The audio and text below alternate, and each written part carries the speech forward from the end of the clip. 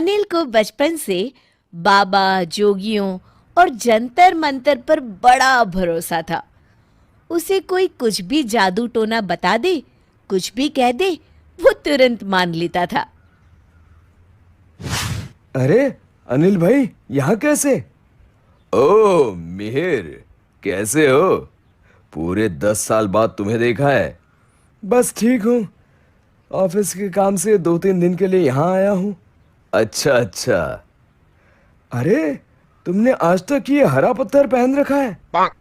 हाँ भाई, कॉलेज के समय पूरी पॉकेट मनी देकर उस जादूगर से पत्थर लिया था। उसने कहा था इसे पहनते ही मैं बड़ा आदमी बन जाऊंगा। तो भाई पत्थर ने कोई कमाल दिखाया? अभी तक तो नहीं, पर मुझे यकीन है जल्द ही कुछ होगा। मैं तो तब भी कहता था, आज भी कह रहा हूं, ये सब जादू मंत्र कुछ नहीं होता दोस्त। तू देख ना, ये अंगूठी मुझे बड़ा आदमी जरूर बनाएगी। चल, भगवान करे ऐसा ही हो। कुछ दिन बाद अनिल एक विज्ञापन पढ़ता है। चेहरा देखकर भविष्य बताने वाले बाबा। बाबा जी से पूछ आता हूँ, मेरा भाग्य कब बदलेगा? अनिल बाबा के पास जाता है। आइए आइए, ये बाबा हिमालय से आए हैं। 25 सालों तक बर्फ में रहने के बाद बाबा ने ये सिद्धि पाई है। सिर्फ 5,000 रुपए दीजिए और अपना भविष्य देखिए। 5,000? ये तो बहुत ज्यादा है। कुछ कम नहीं हो सकता क्या? यहाँ के प्याज बिक रहा है जो तुम मोल भाव कर रहे हैं। पूरे पैसे निकाल वरना निकल ले। अरे नहीं नहीं, मैं तो मजाक कर रहा था। ये लो पैसे।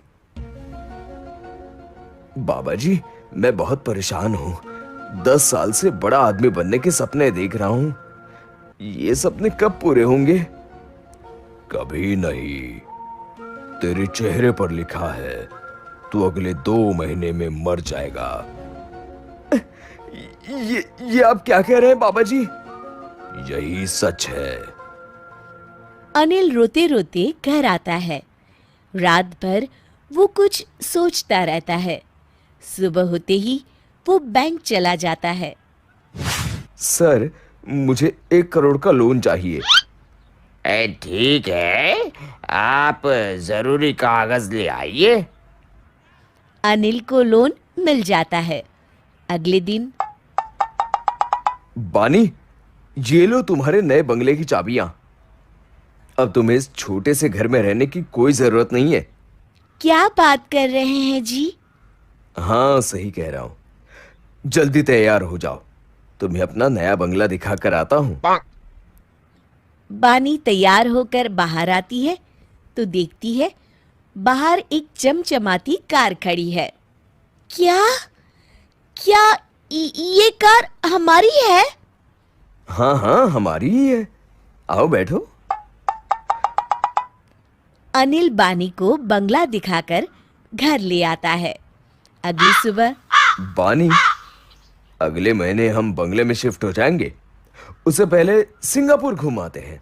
क्या ये सब क्या हो रहा है? कहीं मैं सपना तो नहीं देख रही? नहीं, ये सब सच है।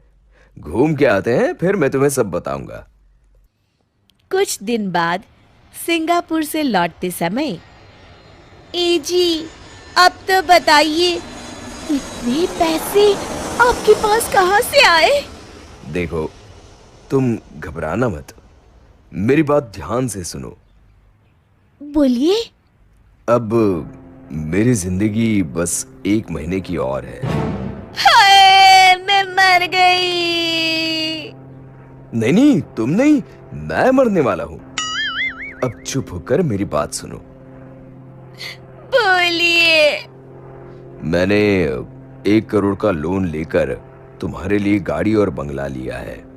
तुम्हें सिंगापुर भी घुमा दिया। मैं मर गया तो लोन नहीं चुकाना पड़ेगा। मैं तो जा रहा हूं, पर मैंने तुम्हारे ऐशो आराम की व्यवस्था कर दी है। पर आप क्यों मर रहे हो? मुझे एक बहुत बड़े बाबा जी ने बताया है कि मैं मरने वाला हूँ। अच्छा, जाने से पहले अगर मेरे सोने की कंगन। मैं मर रहा हूँ, तुम्हें अपने गहनों की पड़ी है? देखो जी, आप तो मर जाओगे, मुझे तो जीना पड़ेगा ना। इसी सोसाइटी में सबके साथ बिना कंगन पहने रहना।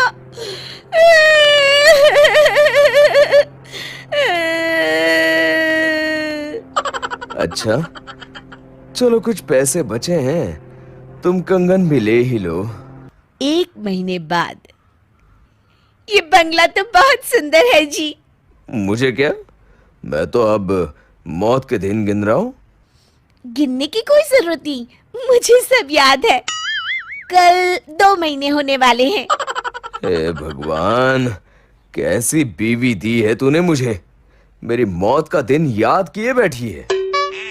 अगली रात। अभी तक मुझे कुछ नहीं हुआ, हो ना हो आज रात को ही मेरा टिकट कट जाएगा। अब कहाँ जाने की टिकट कर रहे हैं जी? मैं भी चलूंगी। चल, मरने जा रहा हूँ, तू भी चल। ओह, अच्छा अच्छा, नहीं नहीं नहीं, मैं तो यूं ही कह रही थी। हे भगवान, मैं मरना नहीं चाहता, कुछ करो प्रभु।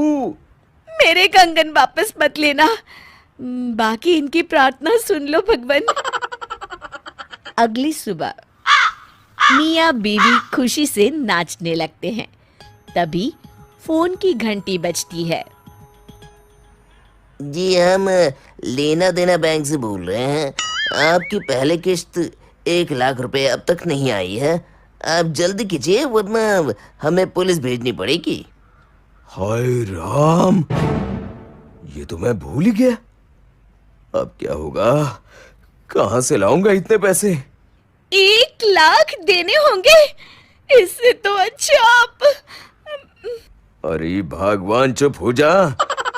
मैं आज ही ये गाड़ी, बंगला, गहने बेचकर सारा का सारा लोन चुकाता हूँ और उस बाबा को हिमालय वापस पहुंचाता हूँ। कितने सालों से इन बाबाओं ने मुझे मूर्ख बना रखा है। आज समझ आया, ये सब फालतू की बातें हैं। सच कहते हैं, जान बची तो लाखों पाए। आपकी जान बच गई, पर मेरे कंगन तो चले गए ना। हाय मेरे कंगन। शिक्षा। मेहनत का कोई विकल्प नहीं होता।